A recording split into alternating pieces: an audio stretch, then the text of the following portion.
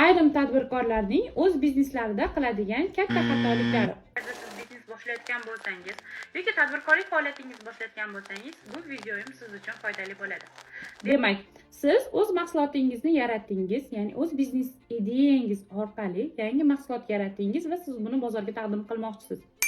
Mahsulotning narxini qo'ydingiz, sifatini yaxshi qildingiz, upakovkalarini joylashtirdingiz va bozorga taqdim etdingiz. Lekin buni ko'rgan raqobatchilar tayyor, sifatli mahsulotni ko'rib, uni o'rganib chiqib, mijozlarga o'z nomlari orqali taqdim qilishmoqda. Siz raqobatchiga yutqizdingiz. Sababi nima? Birgina nom tanlanmaganligida.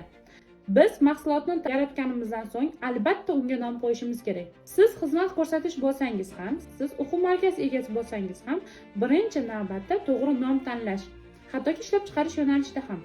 Agar sizning mahsulotingiz bolalar uchun ishlab chiqarilayotgan bo'lsa, brendni to'g'ri tanlash kerak. Bunda jarangdor, bir xonali so'zlardan yoki ikki xonali ketma-ketlikda aytiladigan so'zlardan foydalaning. Misol uchun, Zizi, Kango.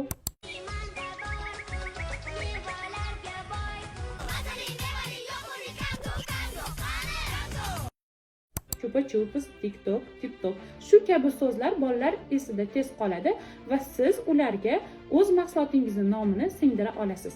Hoziroq menga direktdan plyus yuboring va sizga eng oson talaffuzli brendlar nomini